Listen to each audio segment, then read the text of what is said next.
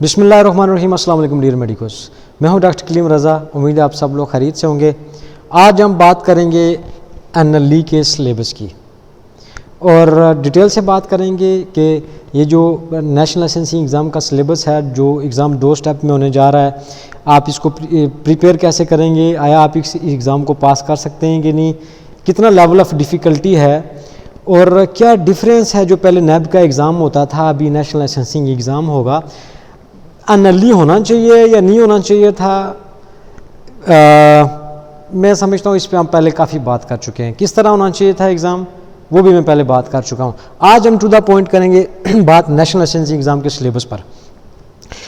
National licensing exam आपको पता ही है कि ये 2 स्टेप्स में होगा।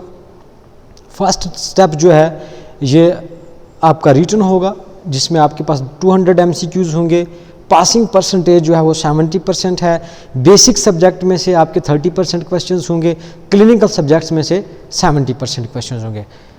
स्टेप 2 में जो बेसिकली क्लिनिकल स्किल एग्जामिनेशन है, उसमें आपकी जो कम्युनिकेशन स्किल्स, पेशेंट के साथ जो आपकी अप्रोच है, हिस्ट्री टेकिंग, जो क्लिनिकल मेथड्स हैं, जो इम्पॉर्टेंट प्रोसीजर्स हैं, लाइफ सेविंग प्रोसीजर्स हैं, उनको असेस किया जाएगा, जो ज़रूरी हैं एक अच्छा डॉक्टर और एक अच्छा जो है वो क्लिनिकल प्रैक्टिशनर बनने के लिए। वो सारी चीज़ें आपकी असेस की जाएंगी।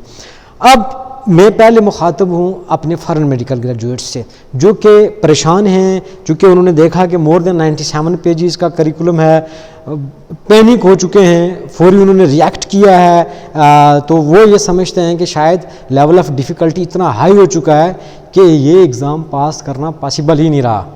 तो डियर FMGs, ऐसी कोई बात नहीं है, ऐसी कोई बात नहीं है। इंशाल्लाह आप लोग देखेंगे कि अगस्त में आप लोग इस एग्ज़ाम को पास करेंगे। अगर आप लोग PMDC NAB स्टेप 1 और स्टेप 2 का अगर आप लोग सिलेबस स्टडी करें, तो ये वही सिलेबस है जो कि NLE स्टेप 1 में वही चीज़ें हैं जो NAB स्टेप 1 और स्टेप 2 में आपसे पूछी जा रही थी। But there is one difference now, margin of error is very less. अब margin of error is almost zero. कि पहले आपने 50% परसेंटेज थी, 50% पासिंग स्कोर था, अब आपका जो पासिंग स्कोर है 70%। Just you have to run an extra mile, आपको थोड़ी सी एक्स्ट्रा एफर्ट करनी है। जब भाई PMDC थी, जब हमने जो NAB के एग्ज़ाम पास किए थे, तब जब 50% पासिंग जो परसेंटेज थी, तो तब भी हमारे दरमियान और हम लोग ही थे जो 70% 80% NAB एग्ज़ाम में जिन्होंने मार्क्स लिए थे। तो अब भी आप लोग जो है वो अबव 70% इंशाल्लाह नंबर लेंगे। ये वही करिकुलम है, ये वही सिलेबस है। लेकिन तब क्या था कि बहुत सारे स्टूडेंट्स जो टारगेटेड स्टडी होती थी, जिस तरह से मसलन USMLE स्टेप 1 फर्स्ट एड पढ़ ली, स्टेप 2 के लिए 2C के जो स्टेप 2 USMLE फर्स्ट एड है, वो उनके लिए हेल्पफुल हो जाती थी। 6-7 मंथ हार्ड स्टडी। लेकिन अब ये 6 महीने 7 महीने की बात नहीं है, अब ये 2-3 टेक्स्ट बुक्स की बात नहीं है, अब फर्स्ट एड की तक बात नहीं रही, अब बात आगे निकल चुकी है। अब आपको स्टैंडर्ड टेक्स्ट बुक्स की तरफ आना होगा। जो जितने भी 13-14 मेजर मेडिकल सब्जेक्ट्स हैं, आपको हर एक सब्जेक्ट की एक अच्छी जो है वो standard, at least review standard book जो है वो आपको स्टडी करना होगी। और साथ आपको चीज़ों को स्टडी करना होगा, मेमोराइज करना होगा, रिवाइज करना होगा। और एग्ज़ाम में कामयाब वो कैंडिडेट होगा जिसको अपना नॉलेज अप्लाई करना आता होगा, जिसकी प्रैक्टिस होगी, जिसने बार बार जो है वो टेस्ट सेशंस दिए होंगे। आप लोग देखेंगे कि ये जो नेशनल लाइसेंसिंग एग्ज़ाम होने जा रहा है, इसमें जो अगस्त में होगा इंशाल्लाह, अगस्त के एंड में आपके साथ ही बहुत सारे लोग होंगे जो इस एग्ज़ाम को इंशाल्लाह पास करेंगे, फर्स्ट अटेम्प्ट में पास करेंगे। तो जो आपका बेसिकली स्टेप 1 का जो एग्ज़ाम है, इसमें जैसा मैंने आपको बताया कि जो बेसिक साइंसेज हैं, इसका जो मार्क्स की डिस्ट्रीब्यूशन बेसिक साइंसेज में 30% आपसे पूछा जाएगा। कौन से सब्जेक्ट्स होंगे? Patho, anatomy, physio, pharmacology, biochemistry, community medicine, forensic medicine and toxicology. अब एक बात आपने उस पर गौर करना है प्लीज़। देखें, आप ये सारे सब्जेक्ट्स पढ़ते हैं, किसी भी मेडिकल कॉलेज में जाएँ, जहाँ भी आप लोग पढ़ रहे हैं, ये तो this is part of your syllabus, तो इसमें घबराने की क्या ज़रूरत है। अब अनाटमी अगर कोई आपसे पूछेगा, अप्लाइड अनाटमी, तो अनाटमी के ये जो 12 MCQs हैं, ये वो MCQs नहीं आने लगे कि सिंपल होके बता दें कि यूमरस का क्या लैंडमार्क कहाँ पे है। बट वो ये पूछ सकते हैं that if humerus is fractured from the surgical neck which nerve can be injured. अगर एक्सिलरी नर्व डैमेज हो गया, उसके क्या उसकी पॉलिसी के क्लिनिकल फीचर क्या हो सकते हैं, पेशेंट की प्रेजेंटेशन क्या हो सकती है। अगर विंग्ड स्कैपुला कौन सी नर्व डैमेज होगी है, अगर फुट ड्रॉप है, रिस्ट ड्रॉप है, कौन सी नर्व डैमेज होगी है, लैटिस्मस डार्सी को कौन सी नर्व सप्लाई कर रही है जो क्लाइंबिंग में हेल्प करती है। तो जो फिजियो का भी इसी तरह से अप्लाइड क्लिनिकल नॉलेज, अगर बायोकेमिस्ट्री आप लोग कंप्लीट कर चुके हैं, आपके पास वाइटामिन्स का नॉलेज नहीं है, आपके पास carbohydrates, metabolism of fat, proteins का नॉलेज नहीं है अगर, तो आपसे तो वो पूछा जाएगा ना जो बायोकेमिस्ट्री आप लोगों ने पढ़ी है। इसमें से 6 मार्क्स आपके वो होंगे जो कि आपके क्लिनिकल बायोकेमिस्ट्री, अप्लाइड बायोकेमिस्ट्री। तो भाई आपने आप जो स्टडी करनी है, जब आप लोग ये जो स्ट्रक्चर आप लोग देख रहे हैं, जो घबरा गए हैं, जो 97 पेजेस देख के ये एग्जाम पास नहीं होने वाला, भाई क्यों नहीं पास होने वाला। 50% पे भी तो आप 80% मार्क्स लेते थे, 70% लेते थे, तो अब आप क्यों नहीं ले सकते। आप इंशाल्लाह ये एग्जाम पास करेंगे, ये सारे सब्जेक्ट्स आप पास करके जाएंगे, कोई बाहर से सब्जेक्ट नहीं आ रहा, ये सारी चीज़ें आप पढ़ के इंशाल्लाह आगे जाएंगे। सिर्फ क्या है कि जो नेगेटिविटी फैलाने वाले लोग हैं, आप उनको जब देखते हैं जिनका मिशन ही कोई नहीं है ज़िंदगी में। जब ऑनलाइन एजुकेशन शुरू हुई तकरीबन 3 हफ्ते पहले, तो बहुत सारे स्टूडेंट ने इसको नॉन सीरियस लेना शुरू किया और अभी तक वो नॉन सीरियस हैं। लेकिन जिन स्टूडेंट्स ने रियलाइज़ किया कि ये पेंडेमिक बहुत लंबा चल सकता है, उन्होंने सीरियस होकर, संजीदा होकर अपनी स्टडी पे फोकस किया। अभी ऑनलाइन एजुकेशन मजीद जो है 1-1.5 साल चल सकती है, लेकिन आपने देखा अनली आपका ऑनलाइन हो गया है, आपको लाइसेंस ऑनलाइन इशू होना शुरू हो गए। तो भाई अब चीज़ें, NHS जो यूके में है उसने क्या किया कि जनरल प्रैक्टिशनर की प्रैक्टिस को टेलीमेडिसिन पे शिफ्ट कर दिया है। तो online education this is part of your learning. आपको सीरियस होना होगा। आपको जो लोग मनफी लोग हैं जो कि आपकी पॉजिटिव एनर्जी को भी खा जाते हैं, उनसे किनारा कशी करना होगी। फर्स्ट डे से हम लोग कह रहे हैं कि आपको टेक्स्ट बुक्स को फॉलो करना होगा, आपको स्टडी करनी होगी। आपको शाम को जब डेली आप बैठते हैं तो इस बात पे रिग्रेट ना हो कि आज का दिन आपने वेस्ट किया है। तो जब ये बातें आपको रियलाइज़ हो जाएंगी तो इंशाल्लाह जो आप लोग ये टाइम यूटिलाइज करेंगे, ये आपको इंशाल्लाह आप लोग इंशाल्लाह कामयाब होंगे।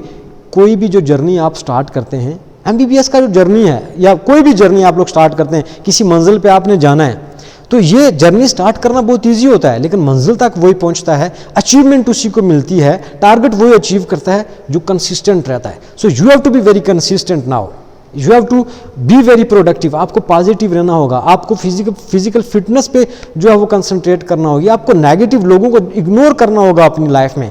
आप लोग फोकस्ड रहेंगे, आप लोग इंशाल्लाह कामयाब होंगे और आप लोग 70% से ज़्यादा नंबर ले सकते हैं। आपका इतना पोटेंशियल है, उसकी क्या रीज़न है? क्योंकि डॉक्टर बनना ये आपका ख्वाब है, तो आप अपने ख्वाब के लिए कुछ भी कर सकते हैं। इंशाल्लाह आप लोग कंप्लीट करेंगे।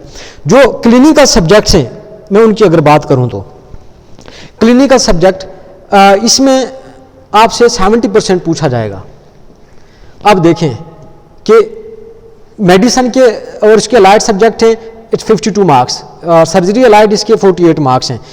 बाकी देखें कि इनके मार्क्स की रेशो कम है, लेकिन बहुत सारे स्टूडेंट्स क्या करते हैं कि वो ये देखते हैं मेडिसिन और सर्जरी इसके तो ज़्यादा नंबर है, ज़्यादा इस पर फोकस करते हैं, तो वो माइनर सब्जेक्ट स्किप कर देते हैं। यही वो सबसे बड़ी गलती करते हैं। याद रखें मेरी बात कि जब तक आप इन माइनर जो सब्जेक्ट्स हैं ना, जिनके या बेसिक सब्जेक्ट या माइनर क्लिनिकल जो सब्जेक्ट्स हैं जिनके मार्क्स कम हैं, आपको इन सब्जेक्ट्स को भी उतनी इज्जत, उतना ही टाइम देना होगा जितना आप इन मेजर सब्जेक्ट्स को देते हैं।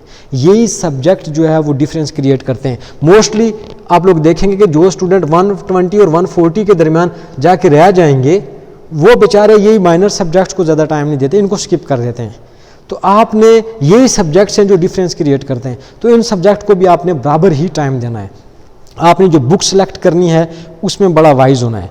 बुक सिलेक्शन आपकी अच्छी होनी चाहिए, आपके पास अच्छा MCQ पूल होना चाहिए, आपकी प्रैक्टिस ठीक होनी चाहिए। देखें, जो जिस तरह मैंने बेसिक सब्जेक्ट का आपको बताया कि क्या आपसे पूछा जा सकता है, लेट्स सपोज एनाटॉमी, बायोकेमिस्ट्री या फिजियो में से क्या पूछेंगे, इसी तरह मेडिसिन अगर की और लाइट सब्जेक्ट की बात करें तो आपसे कॉमन कम्युनिकेबल और नॉन कम्युनिकेबल डिजीज का पहले पूछा जाएगा। आपसे ऐसा नहीं हो सकता कि डायबिटीज़ के बारे में ना पूछा जाए, हाइपरटेंशन, इस्केमिक हार्ट डिजीज़, आपसे इनके बारे में 100% पूछा जाएगा। आपका सारा एग्ज़ाम जो है कम्युनिकेबल और नॉन कम्युनिकेबल 50% इसके इर्द गिर्द भी घूम सकता है, लेकिन आपने बेसिक सब्जेक्ट, चूंकि बेसिक सब्जेक्ट का नॉलेज और क्लिनिकल सब्जेक्ट, ये सारे जो माइनर मेजर सब्जेक्ट हैं ये आपस में कोरिलेटेड हैं, हर एक की एक सिग्निफिकेंस है। जहाँ तक बात रही जो आपका क्लिनिकल स्किल एग्ज़ाम है, तो भाई उसमें वही चीज़ें पूछी जाएंगी जो आप वार्ड में सीख के आते हैं। बहुत सारे स्टूडेंट जैसे कल स्टेप 2 का सुना तो फौरी जो आप पैनिक हो गए, उन्होंने कहा हम कल से वार्ड्स में जाएंगे। भाई इतना जल्दी ना करें, घबराएं नहीं प्लीज़। आपका मेजर टारगेट क्या है, पहले स्टेप 1 करें। स्टेप 2 में तो जो चीज़ें पूछी जाएंगी वो अभी चूंकि कोविड है आप उस तरह से वार्ड्स में नहीं जा सकते, तो आपको अभी यूट्यूब पे काफ़ी मटेरियल मिल जाएगा। आपके अपने मेडिकल कॉलेज के अंदर जो क्लिनिकल स्किल जो लैब्स होती हैं, आपको डमीज मिल जाएंगी। आप आईवी लाइंस पास करें, फुली पास करें, एबीजीज लें, तो आप वहाँ भी सीख सकते हैं, आपको वहाँ पे मौका मिल सकता है। तो आपकी हिस्ट्री टेकिंग स्ट्रांग होनी चाहिए, क्लिनिकल मेथड्स आपको लेने आने चाहिए, और ये जो जितने भी इंपॉर्टेंट लाइफ सेविंग प्रोसीजर्स हैं ये आपको आने चाहिए। और ये ज़रूरी है, आपने डॉक्टर बनना है, आगे जाके लोगों की ज़िंदगियाँ बचानी है आपने। और ये जो एग्ज़ाम है जो कैंडिडेट्स पास करेंगे, भाई आपके अंदर एतमाद बढ़ेगा, आप लोग आगे जाएंगे। दुनिया का कोई भी जो है आप लोग लाइसेंसिंग और पोस्ट ग्रेजुएशन एग्ज़ाम, ये एग्ज़ाम पास करने के बाद आप लोग इंशाल्लाह ईजीली पास कर सकते हैं। नेब की मैं बात करता चलूँ, नेब एग्ज़ाम जो है वो अक्टूबर के फर्स्ट वीक में होगा। सेकंड ईयर के बाद आप एलिजिबल हैं। अगर आप थर्ड ईयर में पाकिस्तान आना चाहते हैं, माइग्रेशन करना चाहते हैं, तो आपको पहले 2 सालों के जो सब्जेक्ट्स हैं फर्स्ट सेकंड ईयर के सब्जेक्ट्स का एग्ज़ाम देना होगा। अगर फोर्थ ईयर में आएंगे तो थर्ड ईयर के सब्जेक्ट्स का एग्ज़ाम देना होगा। देखें, फिफ्थ ईयर में आने का रिस्क ना लें या फोर्थ ईयर में आने का रिस्क ना लें। बेस्ट है अगर आना चाहते हैं तो थर्ड ईयर में। उसकी क्या रीज़न है, अगर फोर्थ फिफ्थ ईयर में आना चाहेंगे तो आप मुश्किलात में मज़ीद इजाफा कर सकते हैं। आप एक डिफरेंट कंट्री से, डिफरेंट सिस्टम से निकल के अपने आप को एक डिफरेंट एजुकेशन सिस्टम में डालेंगे, आप मज़ीद परेशान हो सकते हैं। नेब का इंशाल्लाह बहुत जल्द हम एक कोर्स स्टार्ट करेंगे, जो 2 महीने के अंदर हम सिलेबस कंप्लीट करेंगे, आपको कंप्लीट प्रिपेयर करेंगे। आप लोग अगर कोर्स शुरू करना चाहते हैं तो उसकी डिटेल बहुत जल्द इंशाल्लाह मैं अपलोड करूँगा, जो कि आप लोग इंशाल्लाह तैयारी करके एग्ज़ाम नेब में भी पास हो सकते हैं। और एनएलई के लिए भी आपके पास आपका नॉलेज, आपका वेपन है, वो आपके साथ रहेगा इंशाल्लाह। जहाँ तक बात रही जो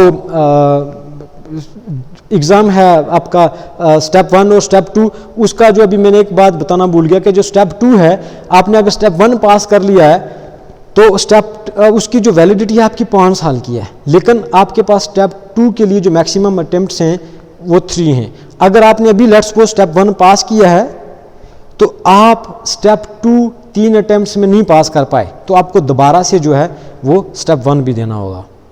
तो स्टेप 2 इतना मुश्किल नहीं है। मेजर मैंने आपको बताया जो फोकस है वो स्टेप 1 पे होना चाहिए। और दूसरी बात कि जो स्टेप 2 एग्ज़ाम है, स्टेप 2 के लिए आपने चूँकि आपको प्रैक्टिस भी चाहिए, तो वो जितनी भी जो स्किल लैब हैं आपके मेडिकल कॉलेज में, वो आपकी उसमें अभी चूँकि कोविड सिचुएशन है, हॉस्पिटल में आप लोग उस तरह से अपना एक्सपोजर नहीं कर सकते, तो वो आपके लिए बहुत हेल्पफुल साबित हो सकती हैं। तो उसमें स्टेप 2 में 3 स्टेशन ऐसे हैं जो कि मैंडेटरी उन्होंने रखे हैं कि उन 3 स्टेशन में अगर एक स्टेशन भी रह गया तो बाकी स्टेशन बेशक आपके पास हों, आपको फेल कंसिडर किया जाएगा। आप लोग हिम्मत ना हारें, आप लोग मोटिवेटेड रहें, आप लोग मेहनत करें, आप लोग रेस में शामिल हैं। ये वही रेस है जो PMDC के लिए स्टूडेंट प्रिपेयर करते थे। Just you have to run an extra mile. इंशाल्लाह मज़ीद इस पे हम लोग आगे बात करते रहेंगे। कोई भी किसी किस्म की आपको हेल्प दरकार हो, आप रब्ता कर सकते हैं। It will be pleasure to serve you. Thank you very much.